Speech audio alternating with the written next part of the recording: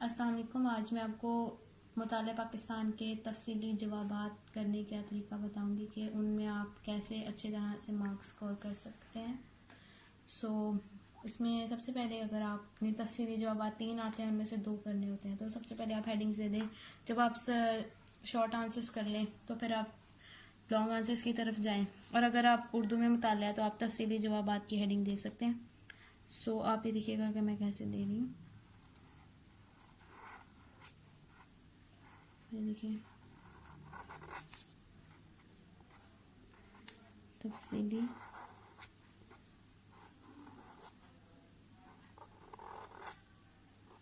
जवाबात। इसकी हेडिंग देने के बाद अब जो आपने जो भी क्वेश्चन सवाल नंबर होगा वो आप देखें। सवाल नंबर लेट्स सपोज 4 या 5 या 6 जो भी हो, तो उसकी आप साइड पे हेडिंग दे दें, छोटी सी, ज़्यादा बड़ी नहीं। सवाल नंबर 5 दे देते हैं।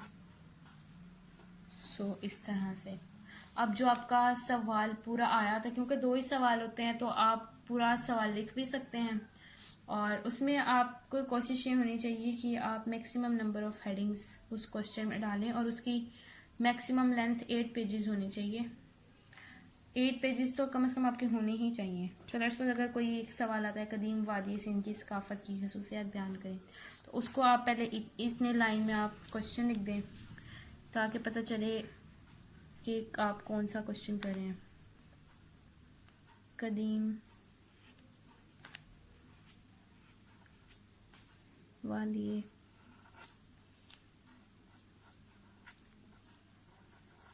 सिंध की खसूसियात बयान करें। आप इसको इस तरह से कर लें, और ऐसे। आप ये देखें, अब इसको आपने क्वेश्चन लिख दिया ना, तो अब आप नीचे उसका अब जितनी मैक्सिमम हेडिंग्स हो सकती हैं उतनी आप डालें। लेट्स सपोज अगर मैं इसकी पहली हेडिंग डालती हूँ, पहली हेडिंग आप नंबरिंग भी साथ साथ देती जाइएगा, ताकि आपको पता तो लगे आपने कितनी कितनी दी हैं और कितनी आगे ज़रूरत है। उसके सारे पॉइंट्स आप अगर चाहें तो हेडिंग्स में कन्वर्ट कर सकते हैं, क्योंकि जितनी हेडिंग्स अच्छी होंगी उतना अच्छा पेपर लगेगा। और इसकी लेंथ भी अच्छी खासी होनी चाहिए, क्योंकि 2 लोग हैं तो एक लोग 8 पेजेस का तो होना ही चाहिए।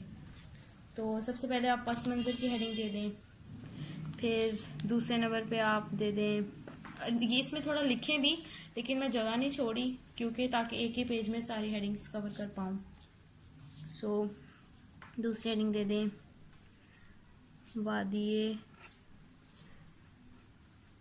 सिंध के अहम शहर, ये अगर दूसरी हेडिंग हो जाए,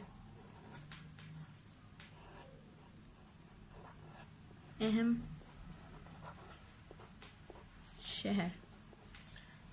इसके बाद अब ये तो शुरू वाली हेडिंग्स होंगी। अब आपने खसूसियात खाली लिखनी है, तो उसके लिए आप ये हेडिंग अब दोबारा से दे दें, कदीम वादी सिंध की खसूसियात, बस इतनी। ये थोड़ी बड़ी करके दे दें, इसमें भी आप लिखें, और फिर सेंटर में करके आप एक बड़ी हेडिंग दे दें ऐसे, कदीम वादी सिंध की खसूसियात।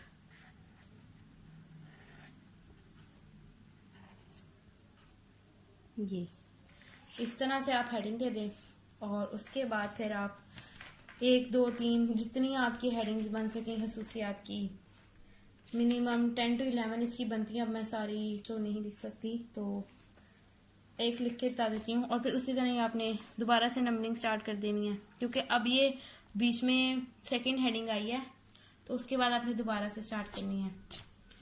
इसके लिए सबसे पहले खूबसूरत और पुख्ता फन तमीज़ लेट्स सपोज अगर हम कर लेते हैं, तो अब इसको आप एक लाइन में कर लें, खूबसूरत और पुख्ता, सॉरी पुख्ता फने तामीर। अगर आप अपना टाइम भी बचाना चाहते हैं तो आप क्या करें कि आप हेडिंग्स दे दें और बीच में थोड़ी थोड़ी स्पेस रख के तो हेडिंग्स देते जाएं। फिर आप एक बार ही पेन पकड़े, बार बार आपको पेन और मार्कर में शिफ्टिंग नहीं करनी पड़ेगी। फिर आप पेन पकड़ के सारा अंदर से लिख सकते हैं, ये आपका टाइम बचाएगी। और इसके बाद फिर आप एंड पे जब आप लॉन्ग क्वेश्चंस कर लें तो फिर आप लाइनिंग लगा लें। मैं इसके भी लाइनिंग लगा लेती हूँ। सो ये मार्कर जो कटा हुआ है इसमें से अब आप लाइनिंग लगा लें। ये इस तरह, इसमें भी आप इस तरह हेडिंग लाइनिंग लगा दें ऐसे। इसमें भी आप नीचे करके हेडिंग लगा दें। और इसमें अब ये देखें, ये बड़ी हेडिंग है ना, तो इसको आपने इन छोटी हेडिंग से अलग रखने के लिए आपको इसमें लाइनिंग का पैटर्न चेंज कर दें। लाइक मैं आपको बताती हूँ, ये है ना, एक लाइन लगाई, अब इसके नीचे आप दूसरी लाइंस लगा लें। ये देखिए, इसको थोड़ा सा नीचे करते हैं।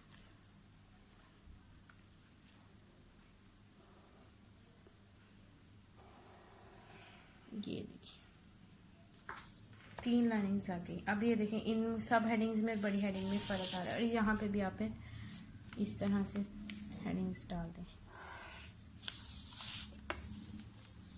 क्योंकि ये क्वेश्चन है तो आप इसके नीचे ना भी हेडिंग डालेंगे तो सही रहेगा।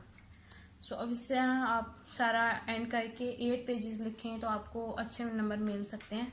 और फिर एंड पे आप लाइन लगा लें तो आपका अच्छा प्रेजेंट हो जाएगा।